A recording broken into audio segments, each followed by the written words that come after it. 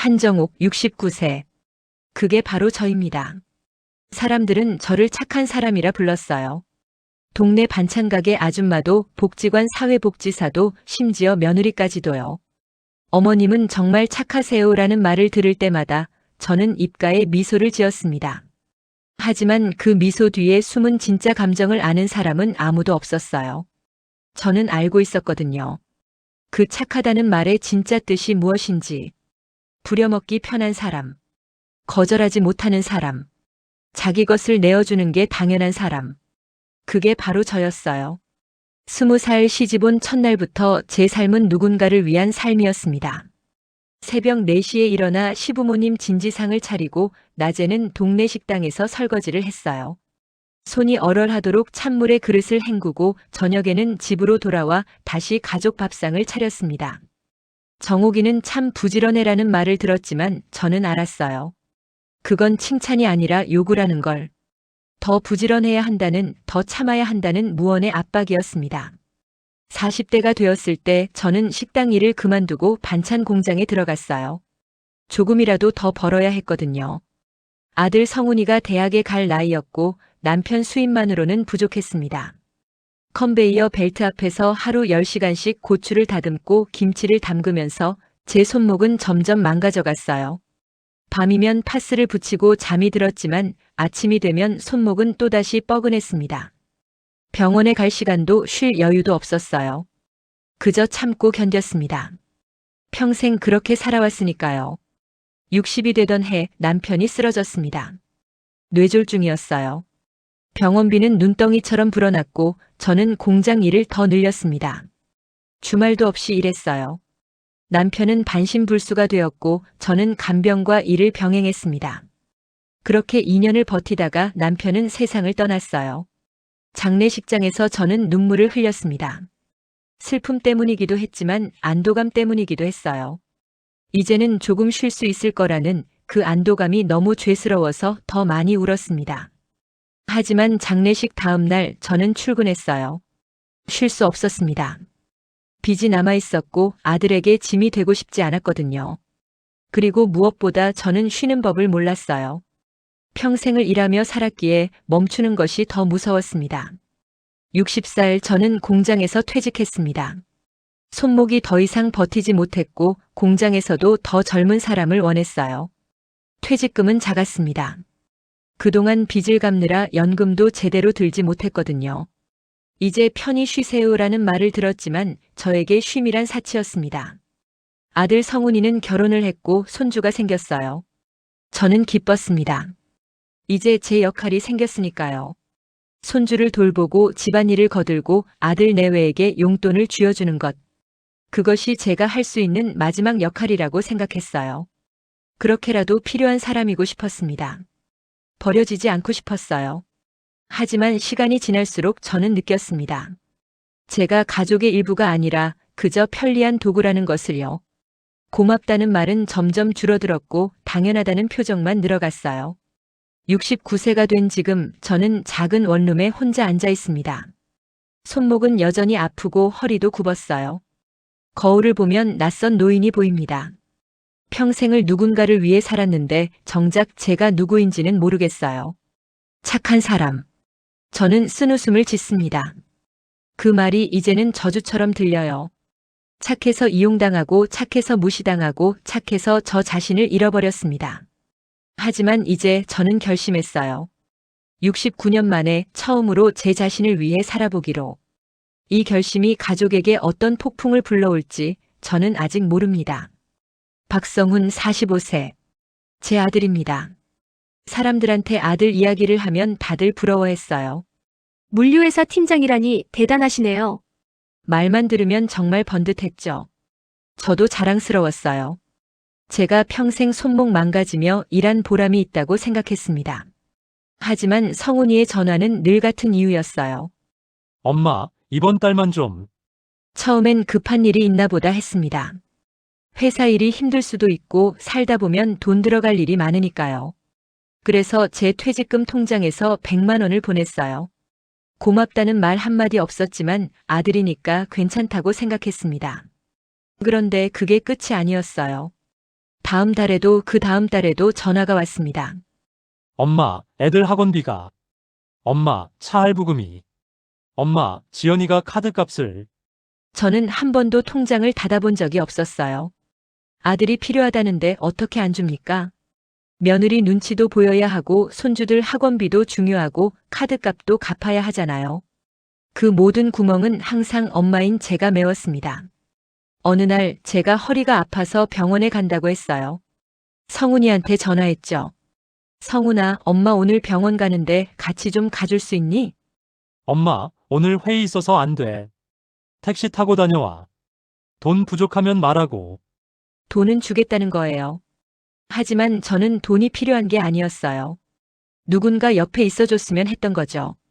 의사 선생님 말씀도 같이 듣고 병원 나와서 밥이라도 같이 먹고 싶었던 겁니다. 저는 혼자 택시 타고 병원에 갔어요. 혼자 진료받고 혼자 약 타고 혼자 집에 왔습니다. 그날 저녁 성훈이한테서 전화가 왔어요. 엄마, 병원 어떻게 됐어? 괜찮아? 응, 괜찮아. 그래, 다행이다. 근데 엄마 미안한데 다음 주에 민수 수학 경시대회 학원비가. 저는 그 순간 알았습니다. 아들에게 저는 엄마가 아니라 ATM기라는 걸요. 며느리 이지연은 더 솔직했어요. 부동산 중개사인 며느리는 숫자에 강했거든요. 그리고 사람 마음엔 약했습니다. 어머님, 요즘 노인들도 자기 노후는 알아서 준비해야죠. 그 말을 듣고 저는 고개를 끄덕였어요. 맞는 말이니까요. 하지만 며느리는 제 퇴직금이 얼마인지 남편 명의로 남은 집이 있는지 정확히 알고 있었어요. 제가 먼저 말한 적도 없는데 말이죠. 존중이 아니라 관리였습니다. 저는 며느리에게 시어머니가 아니라 관리해야 할 자산이었어요. 어느 날 며느리가 말했어요. 어머님, 그 빌라 팔면 2억은 나올 거예요. 우리가 대출 있는 거 아시잖아요? 그게 제 남편이 남긴 마지막 흔적이었는데 며느리는 그걸 당연히 자기들 빚 갚는 데 써야 한다고 생각했어요. 고맙다는 말은 없었습니다. 당연했으니까요. 엄마니까 시어머니니까 돈 주는 게 당연하다고 생각했습니다. 저는 69년을 살면서 처음으로 깨달았어요. 제가 키운 아들이 제가 위해 모든 걸 바친 그 아들이 저를 사랑한 게 아니라 이용했다는 걸요. 이지연 41세. 제 며느리입니다. 지연이는 부동산 중개사예요. 숫자에 강했죠. 계산이 빠르고 손해보는 일은 절대 안 하는 사람이었습니다. 처음 만났을 때부터 느꼈어요. 이 사람은 감정보다 이익을 먼저 따진다는 걸요. 어머님, 요즘 노인들도 자기 노후는 알아서 준비해야죠. 지연이가 처음 그 말을 했을 때 저는 기분이 이상했어요. 맞는 말인데 왜 가슴이 답답한지 모르겠더라고요. 나중에 알았습니다. 그게 경고였다는 걸요. 우리한테 기대지 말라는 뜻이었던 거예요. 하지만 아이러니하게도 지연이는 제 돈이 얼마나 있는지 정확히 알고 있었어요. 어머님, 퇴직금이 1,500만 원 정도 되시죠? 아버님 명의로 된 빌라 시세가 2억 정도 될 거예요. 어머님 적금 만기 되면 얼마 나와요? 저는 한 번도 그런 걸 먼저 말한 적이 없는데 지연이는 다 알고 있었어요.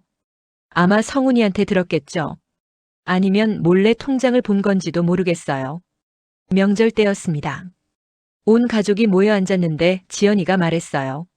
어머님, 우리 집 대출 이자가 너무 부담이에요. 어머님 빌라 파시면 우리가 대출 갚고 어머님도 훨씬 편하실 텐데. 그 집은 남편이 남긴 마지막 흔적이었어요. 평생 월세 살다가 환갑 넘어서 겨우 마련한 빌라였습니다.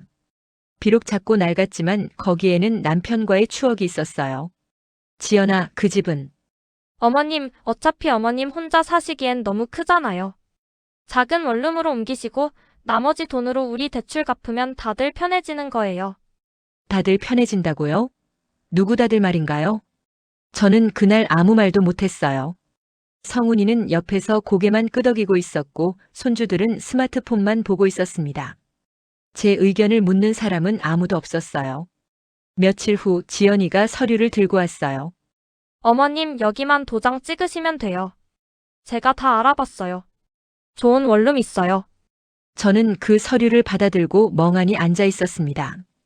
제 삶이 제 남편이 남긴 마지막 것이 이렇게 서류 한 장으로 정리되는구나 싶었어요.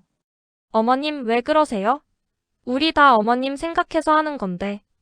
저를 생각해서? 정말 그럴까요? 저는 지연이를 똑바로 쳐다봤어요. 그 눈에는 걱정도 미안함도 없었습니다. 그저 계산만 있었어요. 얼마를 받을 수 있을지, 얼마나 이득을 볼 수 있을지. 존중이 아니라 관리였습니다. 저는 지연이에게 시어머니가 아니라 활용해야 할 자산이었어요.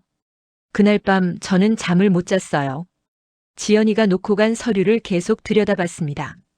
도장만 찍으면 끝이에요. 간단하죠. 하지만 저는 도장을 찍지 않았어요. 처음으로 평생 처음으로 거절하기로 결심했습니다.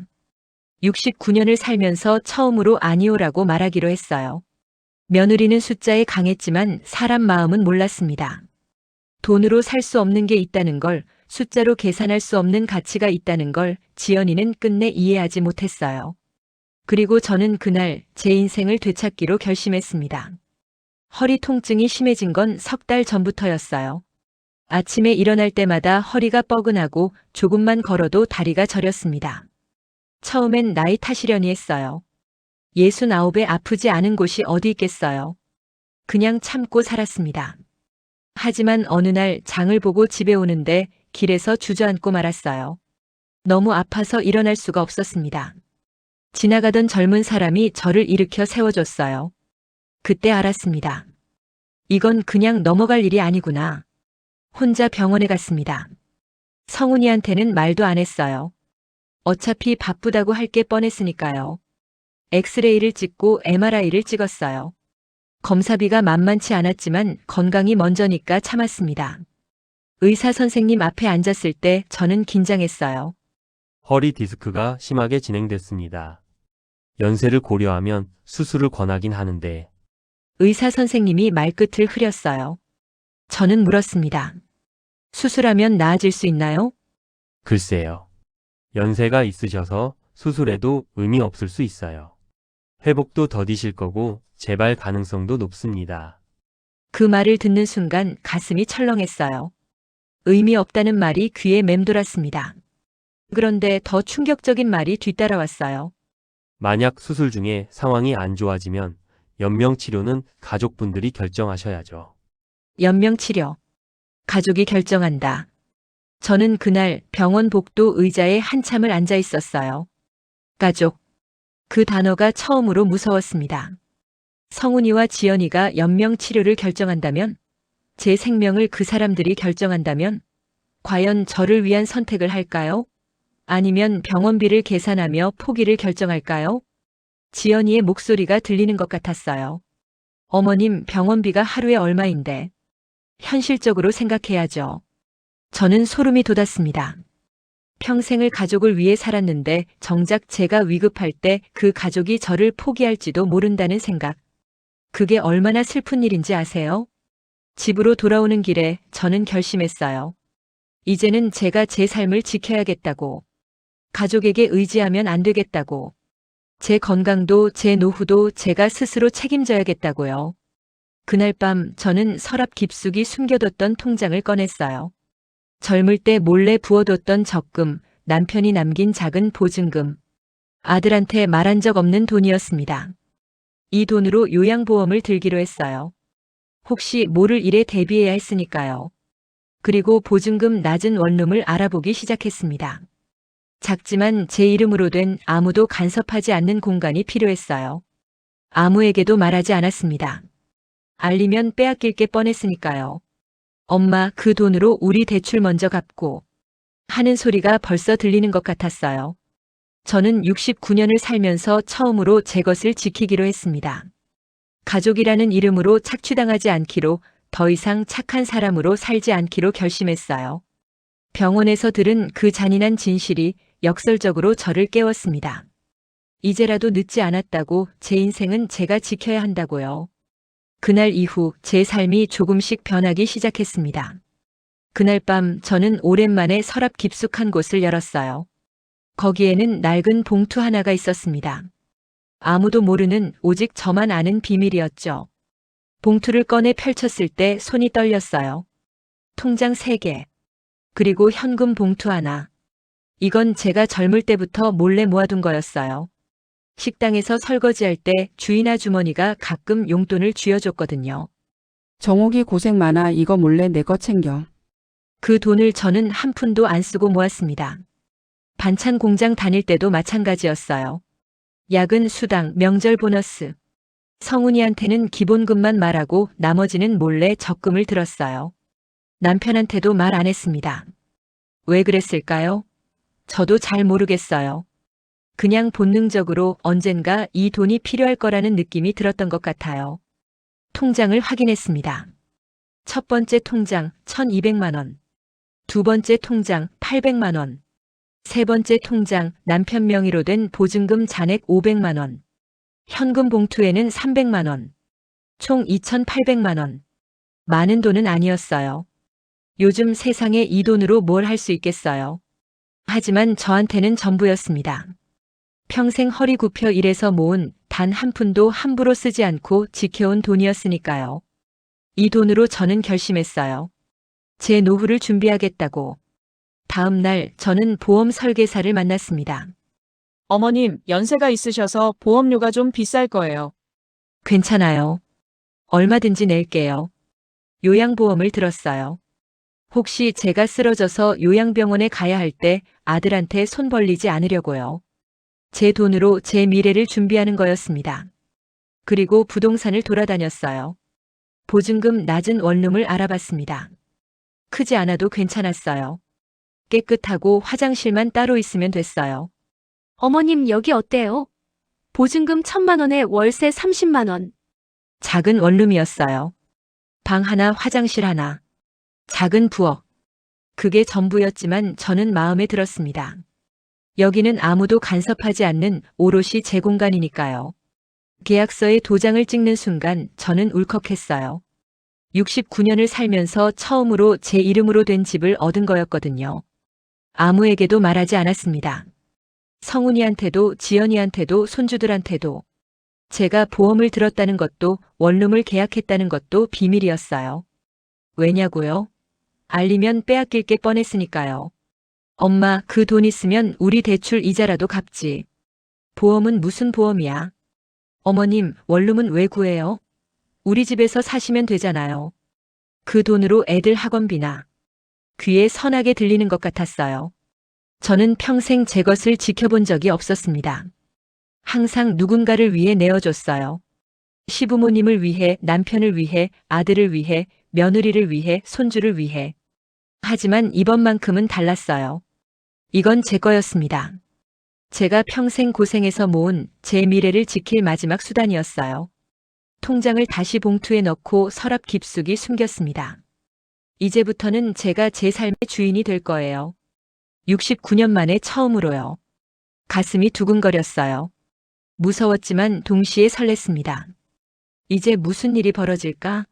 가족들이 알게 되면 어떤 반응을 보일까? 저는 알고 있었어요.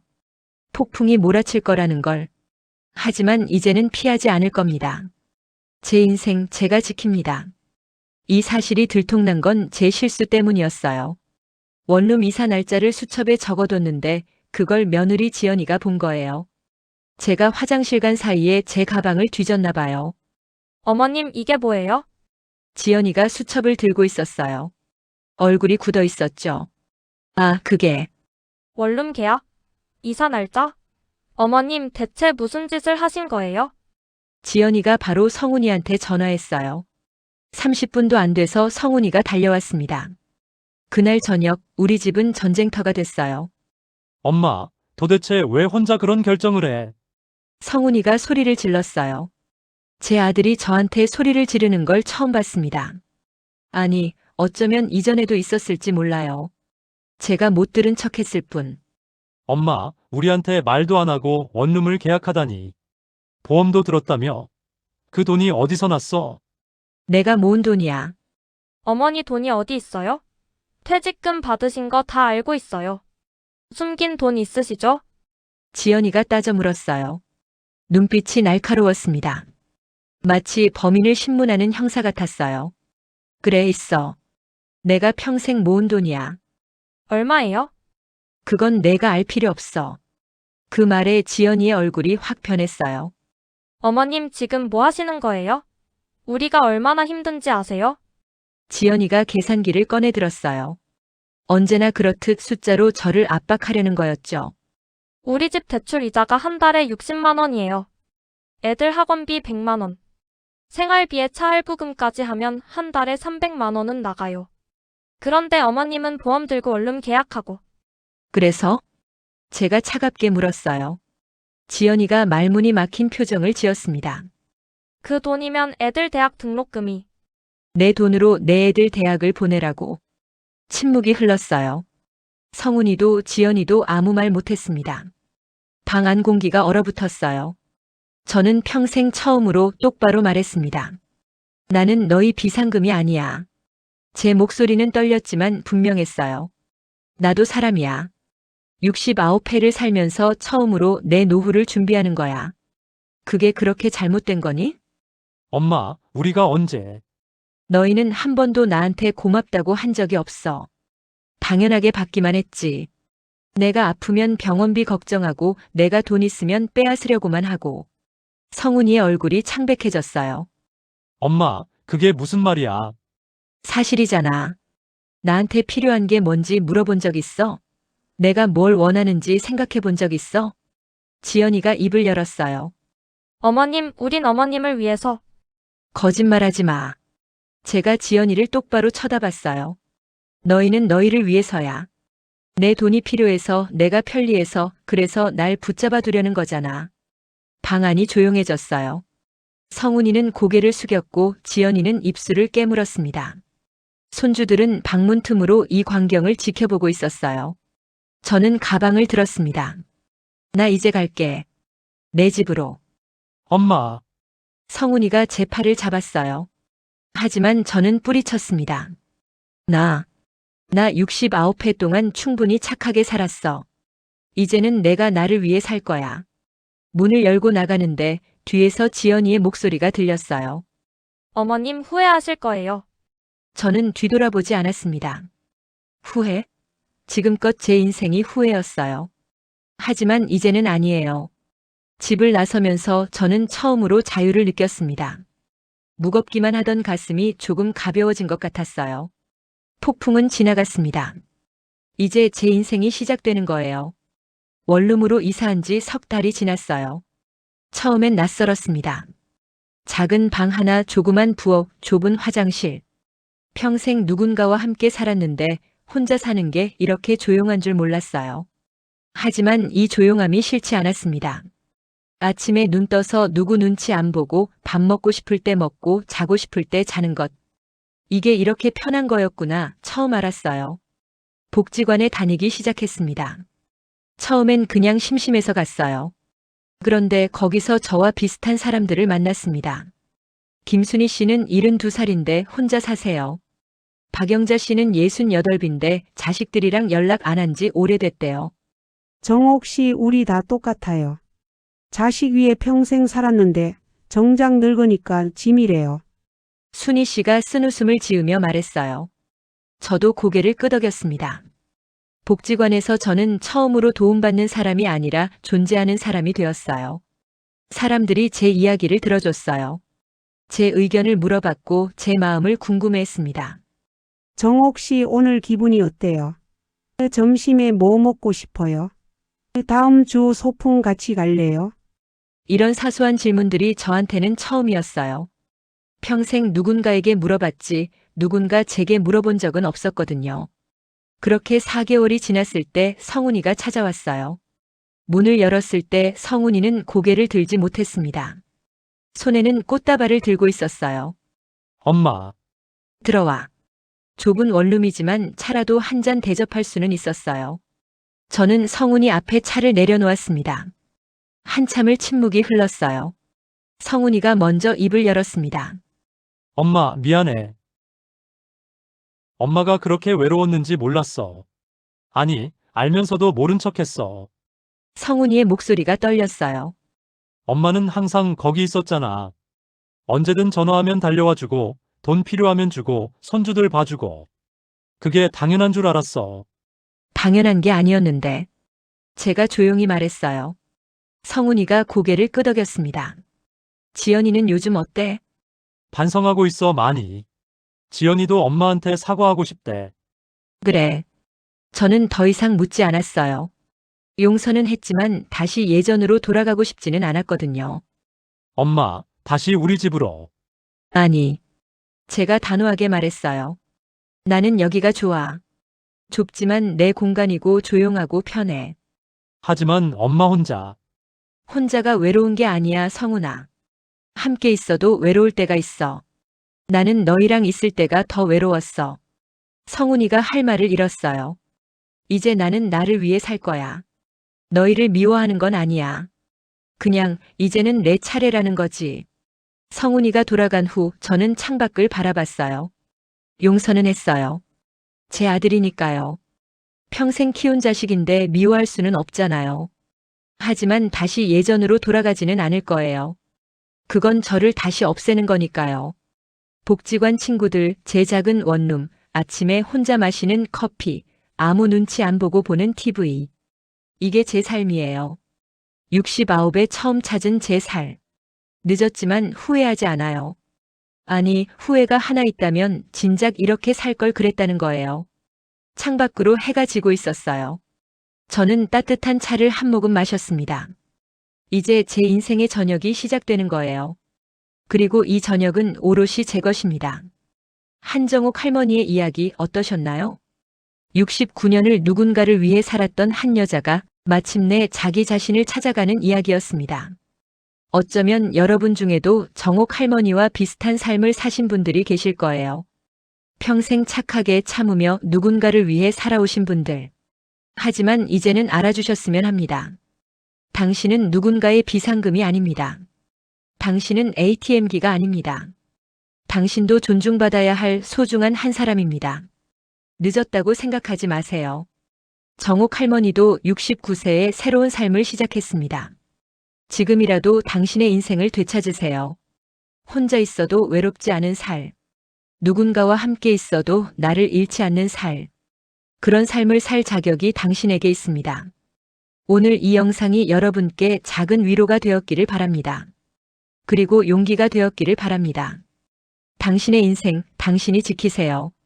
이 이야기에 공감하셨다면 좋아요 버튼으로 응원의 마음을 전해주세요. 그리고 구독 버튼을 눌러주시면 앞으로도 시니어 여러분의 삶에 공감하고 위로하는 이야기를 계속해서 전해드리겠습니다. 댓글로 여러분의 이야기도 들려주세요. 여러분의 목소리가 누군가에겐 큰 힘이 됩니다. 알림 설정까지 해두시면 새로운 이야기가 올라올 때마다 가장 먼저 만나보실 수 있어요. 다음 이야기에서 또 뵙겠습니다. 늘 건강하시고 행복하세요. 당신은 소중한 사람입니다. 감사합니다.